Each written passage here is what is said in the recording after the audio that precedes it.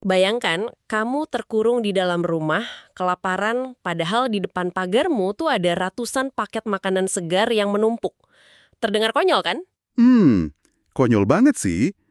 Tapi, ya ironisnya, itu persis yang terjadi di dalam tubuhmu saat kamu mengalami gula darah tinggi. Nah, bener. Selamat datang di obrolan kita hari ini. Kita bakal bedah mendalam buku 5 Steps to Control High Blood Sugar, karya Dr. Anjali Arora. Iya, dan pesan inti buku ini tuh bisa dibilang mendobrak banget.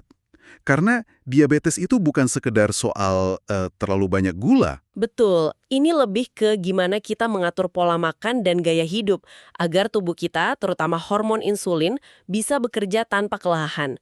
Jadi, ini dia, 5 pelajaran penting dari buku ini yang wajib kamu tahu. Kita mulai dari pelajaran penting pertama ya, kelaparan di tengah kelimpahan. Wait, kelaparan gimana maksudnya? Kan gulanya lagi tinggi. Nah, itu dia. Gula darah tinggi bukan berarti sel tubuhmu dapat energi. Glukosanya memang numpuk di darah, tapi sel tubuh justru kelaparan karena kekurangan insulin. Oh, paham.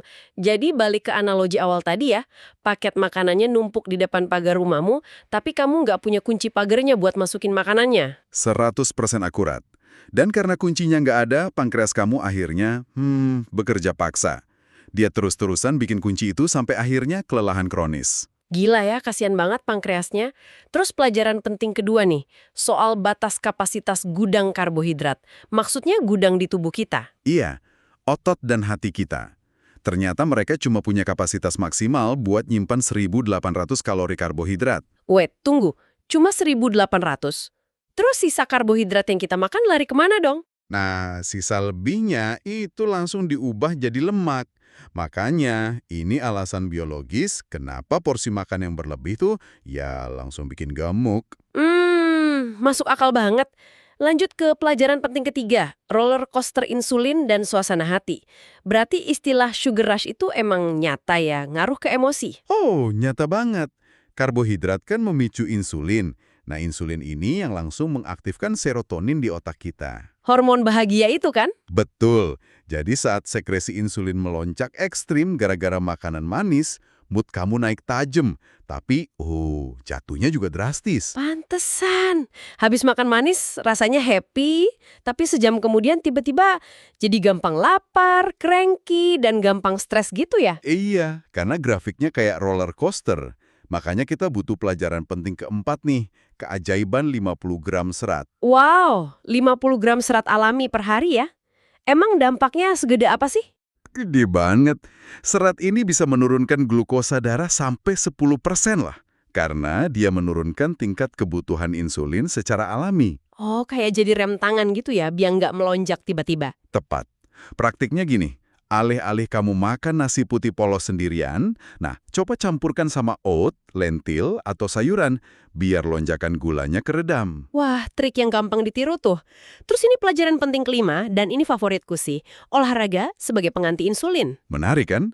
Olahraga membakar kalori dan bikin tubuh kamu lebih sensitif terhadap insulin. Tapi kan kadang ada mitos tuh, orang yang lemas karena diabetes harusnya banyak istirahat atau tiduran aja. Nah, itu salah besar.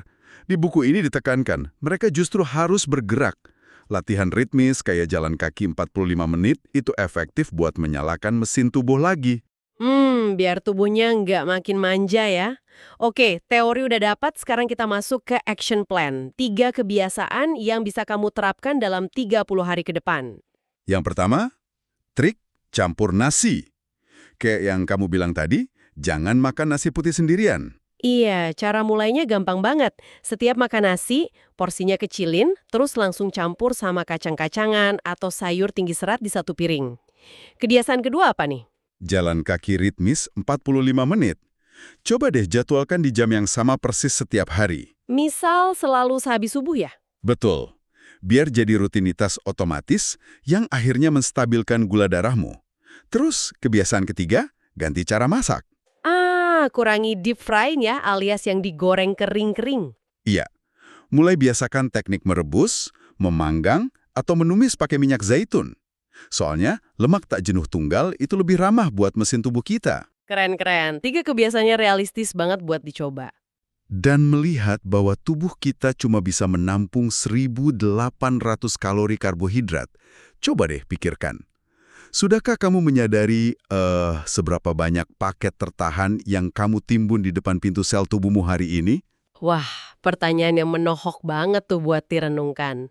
Nah, dari kelima pelajaran tadi, mana nih yang paling relate dengan hidup kamu saat ini? Tulis di kolom komentar ya. Jangan lupa dipraktikkan juga. Pastinya. Dan juga tertarik dengan konten seperti ini, silahkan subscribe di channel YouTube Mozaik Literasi untuk mendapatkan konten bermanfaat lainnya.